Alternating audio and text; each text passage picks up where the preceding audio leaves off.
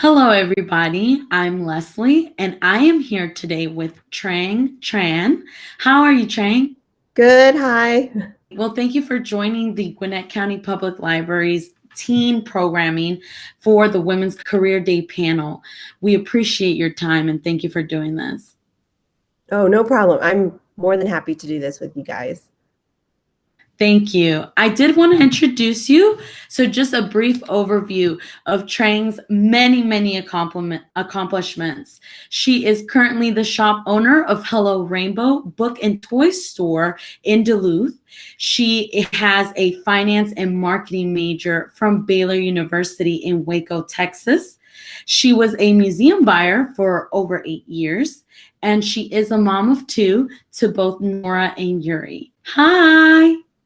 Hopefully they're watching mom on the screen. So Drang, I know you mentioned earlier you do have a finance and marketing major from Baylor University. What type of education do you have besides that? Or is that mostly where your concentration was? And how many years did it take for you to earn that?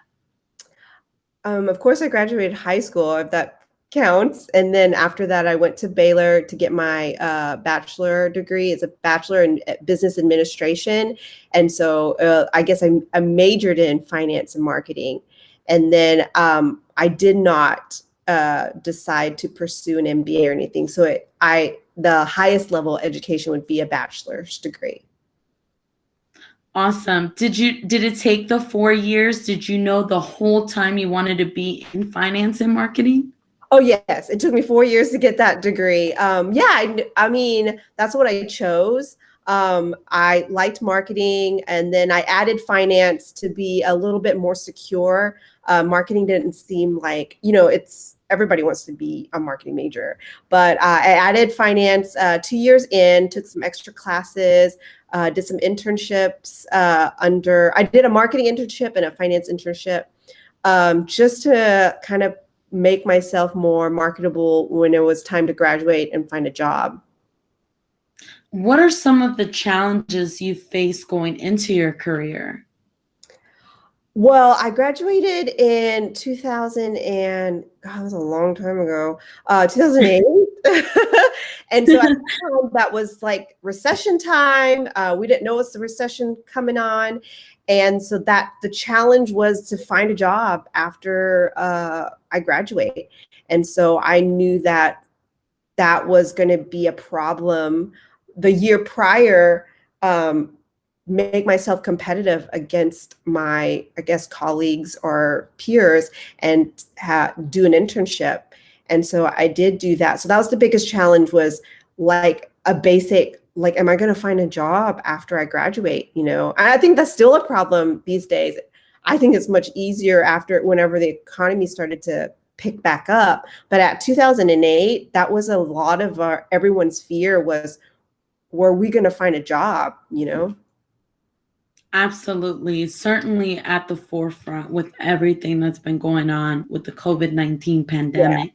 Yeah. So still very relevant today.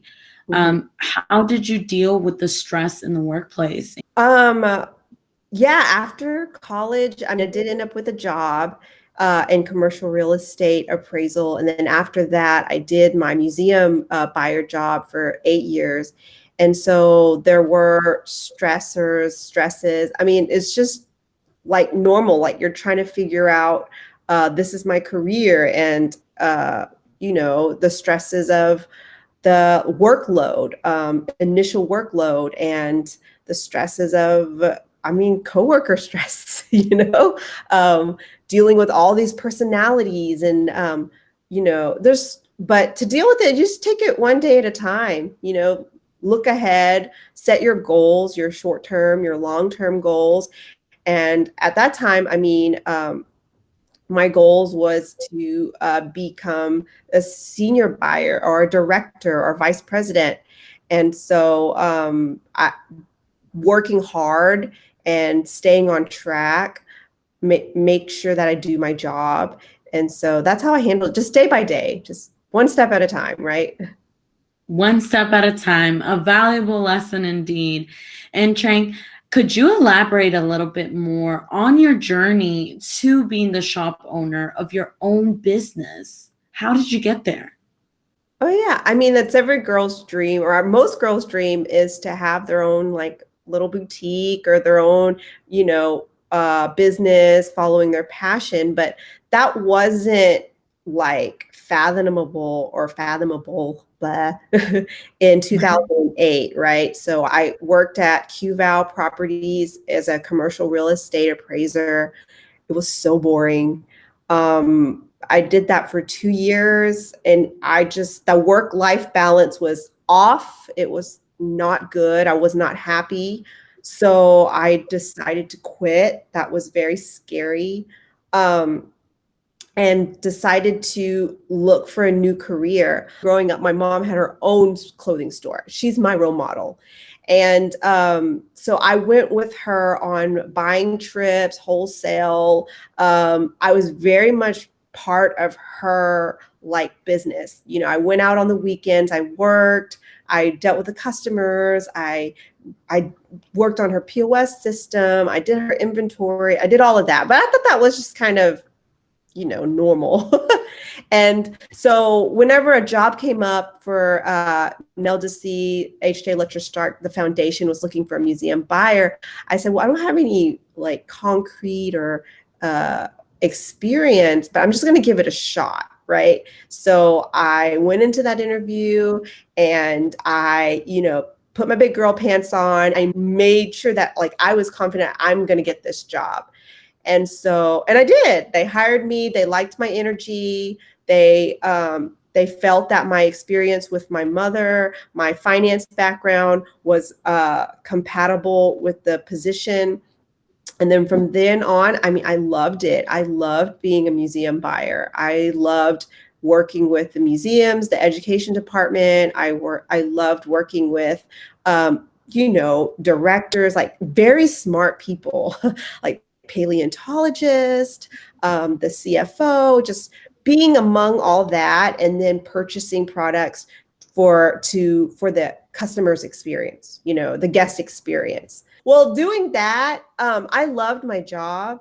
I loved it more than anything, but I was also a mom, and the commute to work to Decatur was very hard on my work-life balance. I was working on the weekends. I wasn't spending time with my child. At the time, I had one child.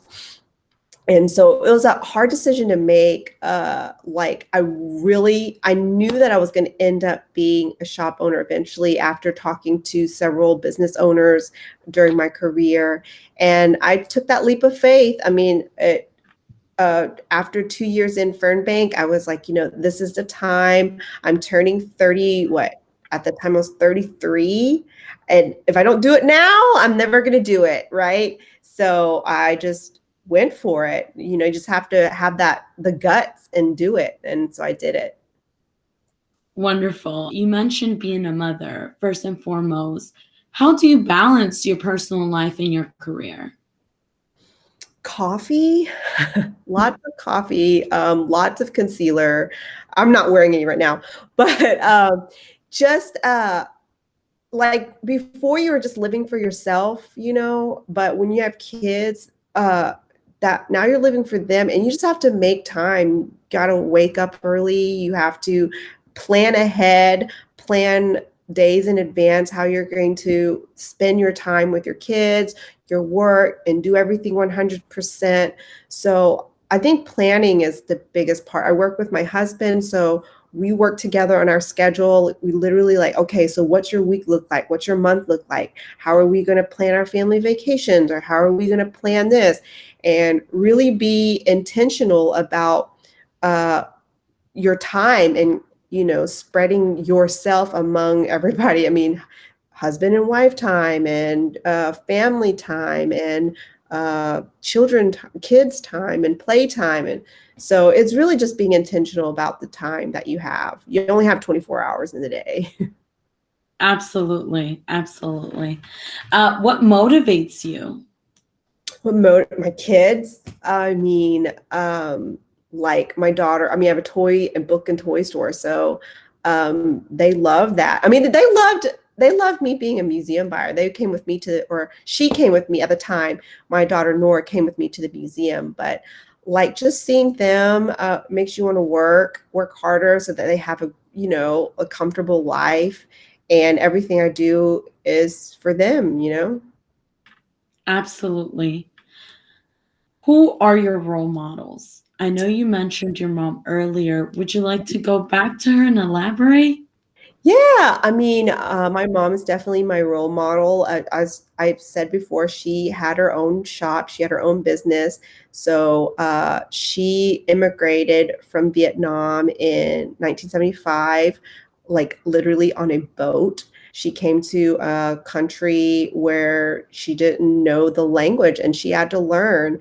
And from that point, she did odd jobs. Like she was, um, a dishwasher. She worked at a daycare. She was a seamstress. And eventually she saved up for her own business. It was like a really rundown shop, but over time it became very successful. She had her shop for 30 years. And she, with that shop, put us through school, put food on the table. So she has a lot of grit. She's very tough. So I admire that about her. Like nothing scares her, nothing phases her. She's just like gets in, do the work, and she's such a hard worker. So I try to emulate my life. After that, it's just work hard. No matter what happens, just work hard and spend time with your family. Respect is important, as we know. How do you earn respect in the workplace? I mean, work hard.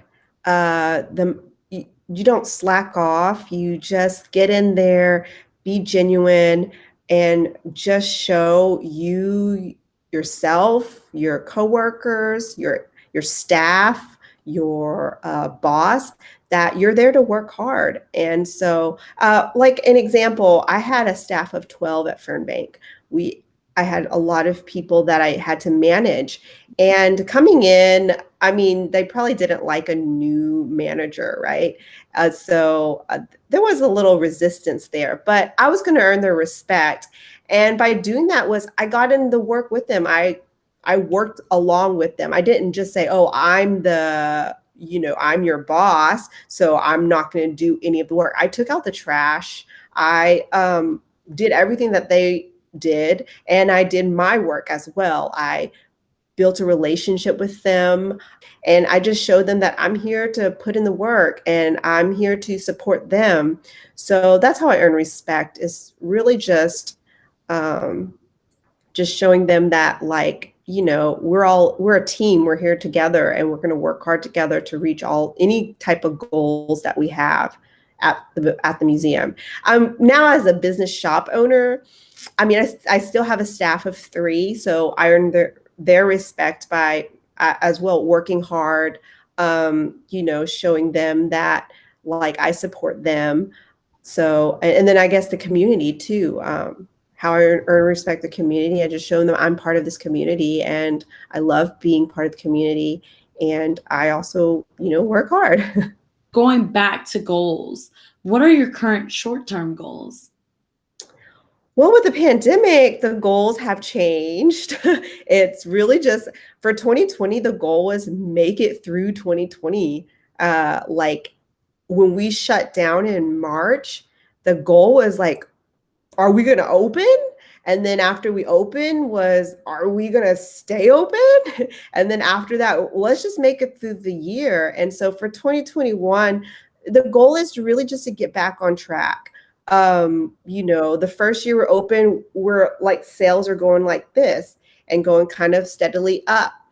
Whenever 2020 happened, it sort of plateaued. People were afraid to come out. People were afraid to shop. People were afraid, they really don't know what's going on. And then now that it's starting to pick back up, people are vaccinated. People want to get out. They want to shop. They want to go outside. It's picking back up. So the short-term goal for the shop is to kind of just get back on track. And then once we kind of get back to where we were in 2019, then I guess work on the goals that we had planned 2000 more events, more, like a list of events or a list of goals for the year, different goals. I guess we have goals for our staff.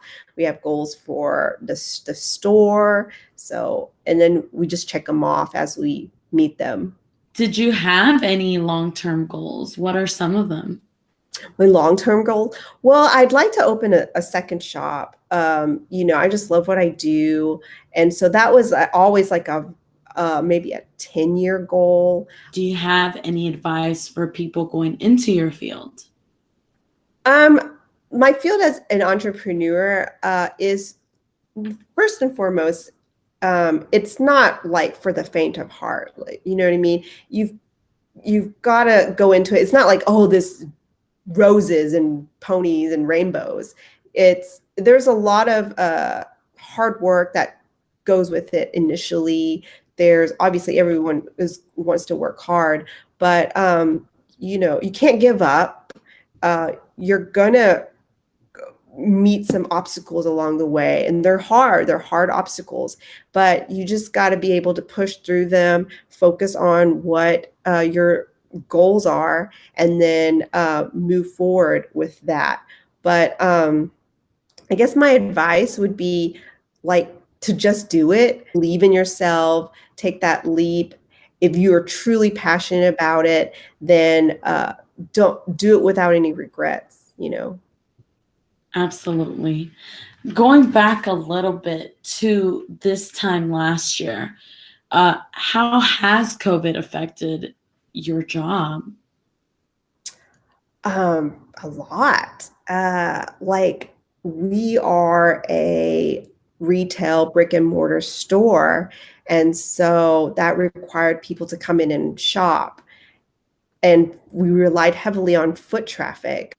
So when this time last year was March, was a shutdown. We shut down all of March, all of April, and half of May. And so that sales, we did sales. We did online sales. We did curbside drop off, or you could come curbside. We'll bring it out to your car with gloves on, mask on, wipe it all down. We delivered Easter baskets. I was like an Easter bunny for, March was Easter last year. So we made it work, but sales were down 50%. And that was hard. You didn't know what was in the future with sales being down 50%. So, and then but then once we started opening, you had to change the way you saw things. So we had to make it safe for everybody to shop. We brought in some people to sanitize the shop. We had Lysol, we're spraying it down, making sure it's safe, people wearing masks, we put plexiglass up. So you had to really just change your normal day life at the shop. Mask, everything was different, What does your typical day look like now? Well, not too much has changed now, like as of today compared to 2019, because things are picking back up. People are getting out again. People are wearing masks compared to last year, where initially not many people were wearing masks. But day to day, come out to the shop, we open up. Now it's very important or intentional to wipe down the whole store with Lysol, with sanitizer, and to provide customers with PPE, which is, if you don't have a mask, we have a mask for you. We have hand sanitizer at the shop. So trying to make it safe for the customers to shop. And then after that, day to day, we open up inventory, we tag it, we put it on the shelf, we do social media, we take pictures of new products coming in. There are just tasks throughout the day to do, regular cash register, light cleanup, and then of course, customer service. That is the most important, as each and every customer that comes in, then they need to be greeted, or, ask people like what they're looking for, how can you help them shop for their gift. So, and then you close up the shop. So that's a normal work day for us. What's the most memorable thing you've done on your job? Okay, for Fernbank, I specialized in putting together a line of like educational toys and cultural toys, because museums center are cultural venues, and so they center around science, art, STEM, and culture. So I brought that expertise with me to the shop. So a lot of the products in the store are centered around science, art, and culture. With like Black Lives Matter movement in 2020, I mean, it just highlighted the products in the store currently. And so I guess the most memorable one was when we had our first, I guess, cultural event, which was called a Hair Love event. And that was centered around the book Hair Love. And we had products for, African American hair, free samples. We had a demonstration for how to do hair. And the community that showed up was amazing. I mean, there were a lot of people that wanted to learn how to style, like, curly hair or, ethnic hair. And I had grandmothers, white grandmothers who had no idea how to style their grandchildren's hair. And so they were like, wow, I can't believe you have this event. I need to know how to do this. And so we had story time, we had hair demonstrations, and then the feedback that I got after that event was, like, thank you so, like, they're thanking me to have an event that was inclusive, which was crazy to me because, I don't know, it's crazy to me that you're thanking me to have an inclusive event. It was a memorable event for me. I enjoyed like working with the different vendors. I enjoyed meeting the customers or the people that came out. I enjoyed promoting a book about hair, something simple as styling hair brought together so many people from so many different backgrounds. And what I found out was like those events aren't common, or not, they don't happen all the time. And so that only motivated me to have more events similar to that. That sounds incredible, and it's so important. I think, especially in today's climate, like you said, it should be the norm, but it is amazing work that you've done. That is awesome. Yeah, so hopefully when COVID is done, we can continue with the schedule of events that we had planned for 2020. We canceled all events in 2020, and we had, Spanish story time. We have, Meet Pete the Cat, and so many different events that are, bringing the community together to the shop and showing star events and science, telescope events, and so many. So hopefully we can get back to that whenever we're all vaccinated and everything's kind of back to normal. Absolutely. If you could write a letter to someone who's influenced your career, who would that be? I think that would be Dr. Hoke from Shangri-La Botanical Gardens. He passed away a year after I left, but he probably is the most influential person in my career. He was a science teacher before I think before he became a doctor, right? Not a medical doctor, but he got, his PhD in biology. And he was just so passionate about science. He just brought like fun to science. Science can be boring for some people, but he loved it so much that it was infectious, that it inspired so many people to love science as well. And that just kind of opened my eyes to this whole world of science, and then also art. He inspired me to be enthusiastic about it, love it, and do it. I've never met someone that loved biology and plants and cells so much, but because he loved it so much, I liked it and I was inspired to like it too. So yeah, I would thank him for being that light in in everyone's life. That energy just radiated from him.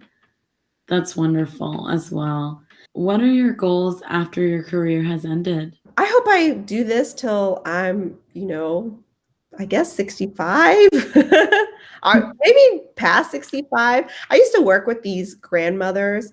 They're like 80. They're volunteers at the gardens, and they loved it, and they just kept going. I mean, their battery never ran out, I guess. And so I hope to do this till I'm 80, to be honest with you.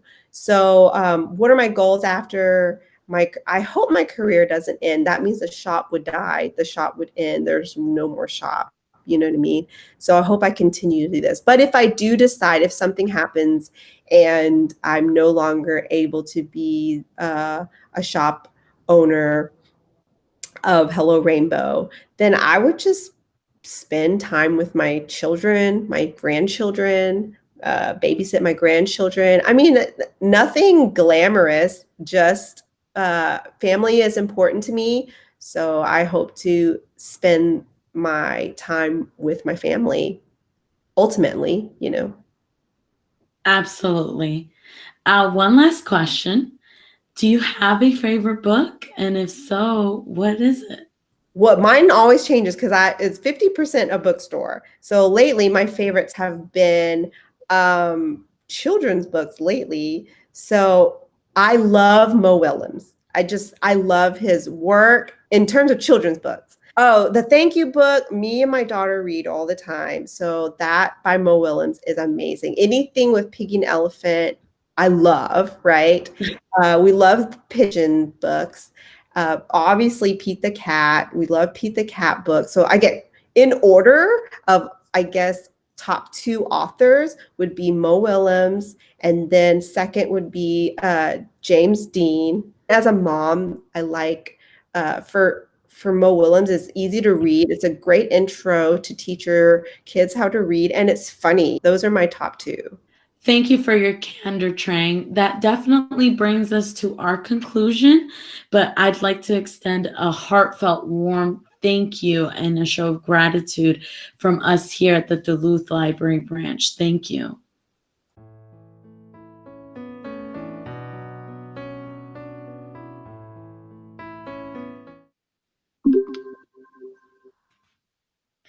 Hi, everybody. We're back with Tanya Ahmed. She has worked with Gwinnett County Public Libraries for over 15 years. She's opened both the Decula and Hamilton Mill branches, and she's one of our fellow comrades here at the Duluth branch. She works with us a lot as well. How are you, Tanya? I'm great. How are you? I'm good. I did want to get into this fairly quickly because I wanted to know exactly what type of education do you have? Well, I did my bachelor's at the University of Tennessee, and I set out to teach German and ESL at high school level. So I have a secondary education and German degree from that. And then I did my master's in library and information studies from the University of Alabama, which took me 2 years to complete my master's. What are some of the challenges you faced going into this career? Well, as far as working as a librarian, I actually started to go to school for that to do my master's 3 times, and different things happened. The first time, the university lost its ALA, or American Library Association accreditation, so I ended up not doing that. And that was to go in person here in Atlanta. And then the second time I started to apply and was getting serious about it, it was when the economic downturn happened in the mid 2000s. And it ended up being that I put it off because there wasn't any tuition reimbursement here at the library for it. And I thought it would come back. So I waited a little bit. And then I finally did it, third time's the charm. Once I found somewhere that would take me for in-state tuition. and give me an education I thought was a reasonable amount of money to pay into it for what I would get out of it. And it turned out pretty well for me. So that's one of the challenges as far as getting into the field of librarianship. What I do now is not exactly anything to do with books exactly, but there's still lots of crossover from, my library degree, basically. What does the typical day look like for you? Usually it is very busy when we're not in the middle of a pandemic. Our department is growing leaps and bounds. We are a relatively new department to GCPL. So Gwinnett County Public Library opened the first learning lab, which is the department that I'm over, in 2013, but we didn't really get going for a long time, and it just kind of sat there and no one knew how to do it and no one was providing any help for it. We just kind of provided the equipment and said, there you go. And that method didn't really work.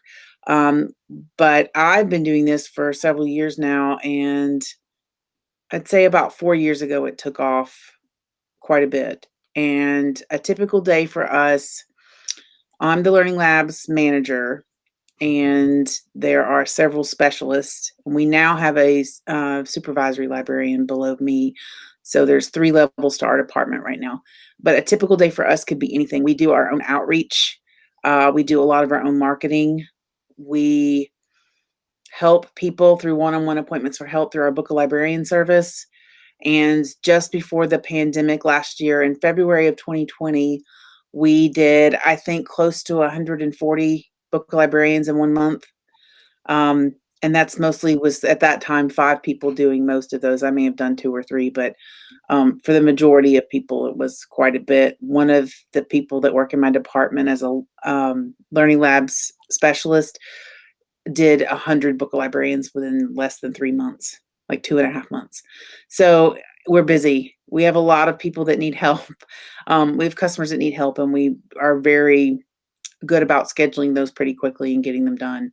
But we do our own outreach. So we go to universities and schools. We go to maker fairs. We go to all sorts of events all over Atlanta, really.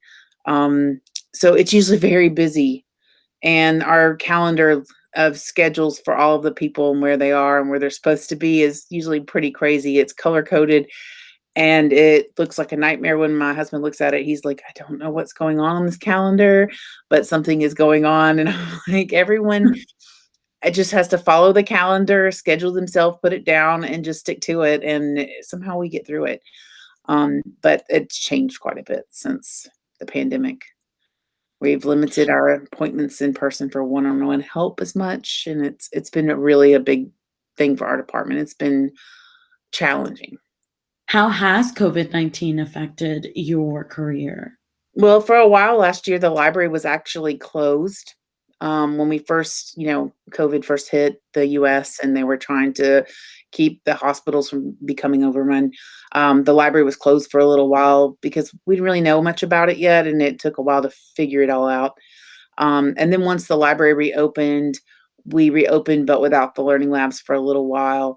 And in the background, we were trying to figure out, like looking at studies and figuring out, like, what do maker spaces do to keep their equipment clean between customers and able to be used safely.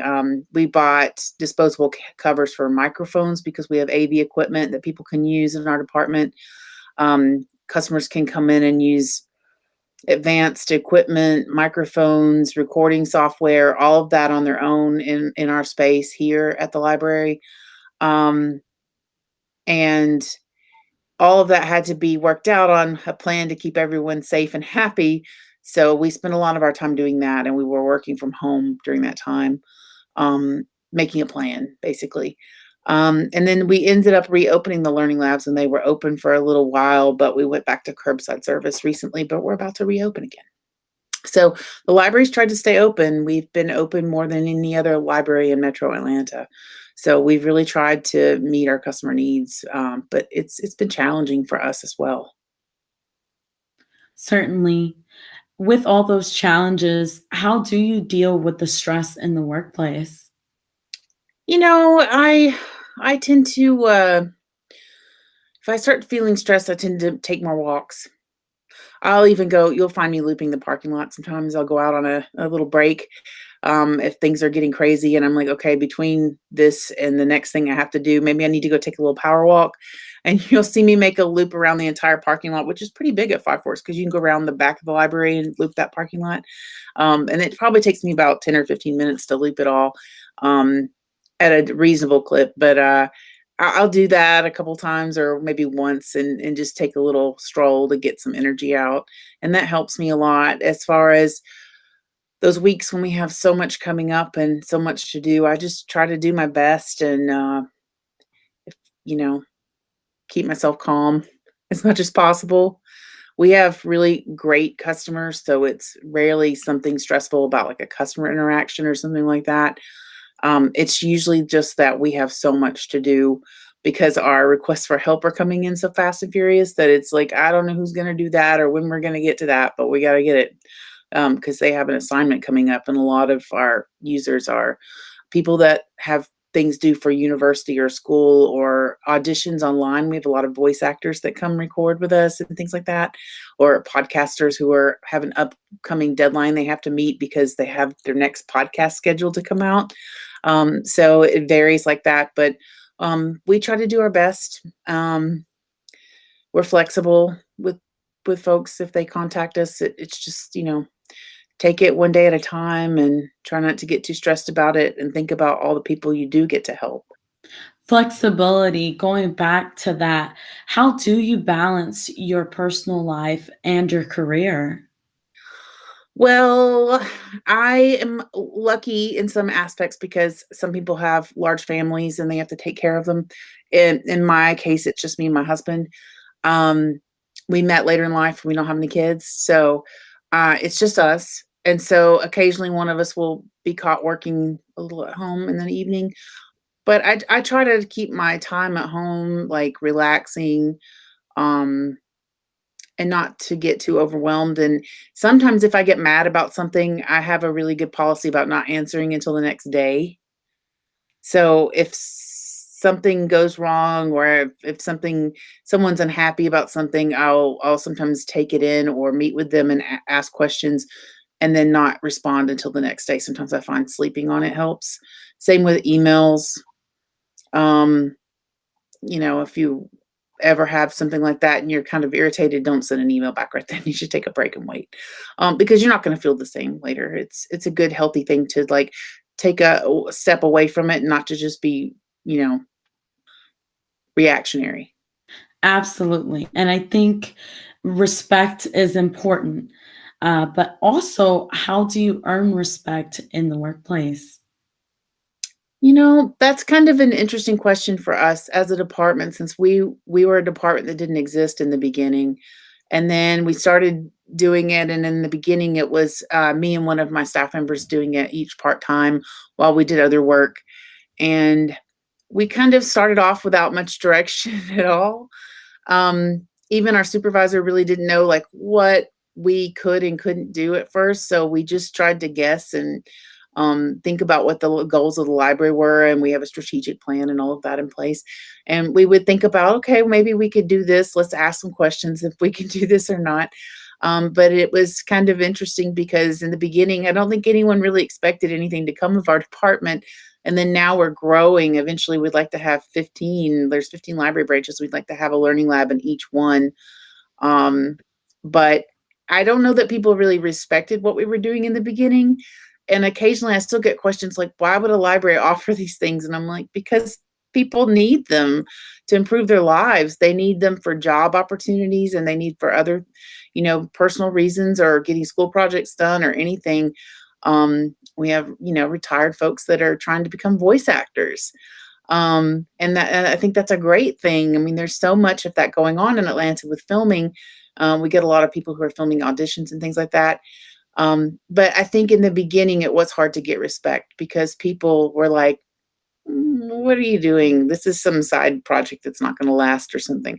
But we just kept plugging away at it. And every year we offer a teen film challenge, and we just kept making it bigger and bigger and upping the prize money and getting sponsors that were better. equipped to help us out with that.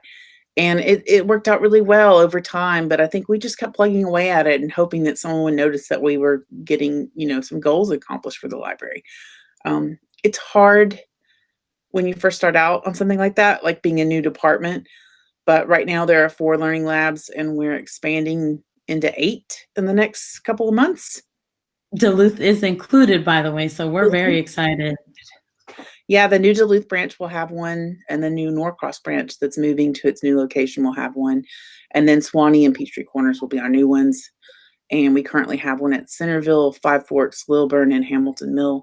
So it's getting to the point where we've expanded enough in the county for people to not have to drive so far to get to the next learning lab. And that's really great. We love that. I hate that people have had to drive far in some cases for a while, but it's getting better and better. And people are finding us. We just need to up our marketing and our advertising a little bit better. But we're working on that right now. Perfect. And what are your current short-term goals, or have you given any thoughts to any long-term goals? Well, short term right now, we are working on marketing and advertising.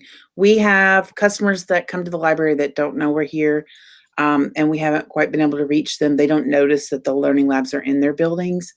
There's actual physical space in the buildings where the equipment is located, and people can come check it out and use it in the library. We're working on getting that more visible. We need some signs, and signage would help. And also just getting the word out there. It's probably not a concept that people associate with libraries. They think books immediately instead of access to information and knowledge, which is what we're really providing. The format's changed, but I mean, we have a lot of databases that are online and things like that we pay for our customers to, access, such as I'm always looking at Consumer Reports reviews for appliances when I'm at home, because I can just go through the library's website and any customer can do that. But at the end of the day, that's still access to knowledge, just like anything else that the libraries have been known for. It's just that people think books because that was originally how people got knowledge, but it's changed. And so I think that those are my short-term goals. Just getting the word out and getting more people coming in, because once people find us, they tend to be power users and come all the time. And that's a remarkable thing. Or they'll come until they finish a project and then we won't see them for a while. And then they'll pop back in and be like, oh, I'm back. I have another project I thought of, which is great. So advertising and letting people know what we offer. And then my long-term goals, really, our library director said that he would like to see a learning lab in all 15 branches. Some of them are a little smaller than others. And some of those have gotten or are getting passport services. So that's going to be a challenge to fit a learning lab and passport services in the branch. But I would like to see us expand out, and I'd like to see us keep growing. Absolutely. Do you have any advice for people going into your field? Plug away at it. Don't listen to the naysayers. You'll get people that aren't maybe a fan because we're not focused on books, but you will notice that there are customers who are using you for amazing things. We have entrepreneurs prototyping products. We helped someone take his dream of a product he wanted to take to market, and he had kind of made one out of objects he found, and he took them apart and re-glued them together to show us what he wanted. And then we showed him how to make 3D print files. And basically he learned how to make the shape and a file that made what he was making the right shape. I don't want to give away his invention. But he was able to make it so that we were able to teach him how to make an actual file that can be printed in 3D, like 3 dimensions. And he was excited because then he could take that and then show it to a company and get a patent on it, and he could actually have it made out of the foam that he really wants it made out of, instead of the hard plastic that 3D printers tend to make things in. But he did it all at the library, and his products are actually for sale online right now, and probably in stores some places. And he's not the only one. We've had several people do that. So we attract a lot of adults and a lot of people looking to prototype or to get a project done or do marketing for their small business, or sometimes make paid content behind a paywall on their website, like personal trainers or yoga instructors have come in. We get a little of everything. It's been pretty amazing overall. That definitely leads me into my next question. What is the most memorable thing you've done in your job? We have a few things that we've been doing that are bigger initiatives. Like I mentioned that we do the Gwinnett County Public Library Teen Film Challenge annually, usually. We have another thing for teens that is called the Fashion Project, and it's basically our version of Project Runway, and it culminates in a judged runway show, like in a fashion show on a runway in a library branch, and it went really well our first year. We actually won a library program, like an Urban Library Council Innovative Programming Award for that. And it went over really well because we had teens who made the garments. We had teens that modeled for them if they didn't make it for themselves to wear on the runway. And then we actually taught one of the teen advisory councils at one of the branches how to do some DJ work, and they actually did the DJing for the event. So that was a huge success, and we've gotten 150 to 200 people to come out for some of those things that we've done. We also have coached First Lego League for a few years now, and we've won trophies every year and gone to state once, and that's been a magical experience. But I think that some of our entrepreneurship adventures have been pretty great. We've seen several people make something to take to market, and sometimes we don't always find out how it turns out, if they make it or not. So sometimes we look online to see if we can find what it was, if we know, but we can't always because we don't know what they call it in the end. But that's been fun. So I don't know. I have a lot of memories attached to all of those things. One of our previous Teen Film Challenge Award winners, he co-directed a movie that won Best Picture 2 years in a row, is currently online famous. He's gone viral. He's made videos. Advertising The Boys, the Marvel thing that came back, where The Boys, the show, and he's done some work for Marvel. He's done all sorts of stuff, and he's been on Good Morning America, and he's been on lots of things, and it's all from him being part of basically the Teen Film Challenge and getting going, and he is terrific. And his co-director is now, we just found out this week, going to be working on a show for Netflix. So I'm super excited about that. That sounds amazing. That's so impressive. And it was all through the library. That's awesome. What motivates you? I mean, we get a lot of really heartfelt thank you letters, and I got one yesterday, actually. And sometimes they'll leave us little treats like candy or something. So that's always nice when we get to see that. But I like to see people succeed. I think that most people who enter the field of librarianship are there to help others, and they really care about that. And I think that that's what feeds my drive usually. Thinking, well, what if we did this? Something could come of it, and then not knowing what would happen. And then, I mean, the film challenge has been amazing. But I think even just our day-to-day work has been amazing. We've seen people get jobs. We have a customer just recently who got a job based on book of librarians and one-on-one. Those are our one-on-one help appointments that people can book, and they're free, and they can book several in a row. And it was someone who was coming for different things for a long time, and then right out of college got a job, and still comes sometimes to learn new things. But they think that she's so techie at her job, and that she's so brilliant because she's made spreadsheets that automate some things using Python coding. And that's just stuff that she's learned from us doing that. And they think she's amazing. And so it's been pretty fun to watch. Yes. Do you have any role models yourself? Not in my field. It's kind of interesting. I sometimes peep on other libraries and what they're doing and what they have going on. And that works. But I would say my role model is my mom. My dad was sick when I was growing up, and he was bedridden the last 7 years of his life. And my mom worked full time and still mowed the grass and cooked dinner and went to my softball games and took care of my dad and did all of that. And I don't know how she really held that together. And as an adult, I see that more and more. I'm like, how did she really do that? So I would say ultimately my role model is my mom. That's wonderful. If you could write a letter to someone who's influenced your career, who would that be?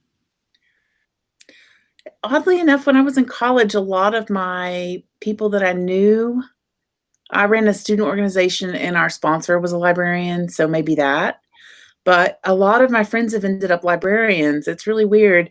I almost know more librarians than anything, and that was before I even worked at a library. So it's kind of been weird like that. I don't know how we all ended up being librarians, but maybe my sponsor for my college organization. Do you remember their name? Yes, I do. He's still my Facebook friend. He's retired now. His name's Joe Rader. Oh, okay. Well, shout out to Joe Rader. I'll make sure I send this to him. Absolutely. Now, just to get a view into the future, what are your goals after your career has ended? Travel. I've been to 42 countries, so I've got more to go. I know COVID has really killed my travel, and I'm behind. I'm supposed to be keeping up with as many countries as my age, and I am falling behind. Not to give away too much of my age, but so I need to really get going on it when we can travel again. But I really, really want to go to Asia. I've barely been to Asia, and I don't think it really counts. I would love to go to Africa. I would love to go see, animals. But I still have South America, Asia, and I definitely have Africa to do. I've done a lot of Europe. Well, with that being said, thank you so much, Tanya, for your time. We appreciate it from everyone here at the Duluth branch, as well as Gwinnett County Public Libraries as a whole. Thank you so much for being a role model yourself. Thank you so much.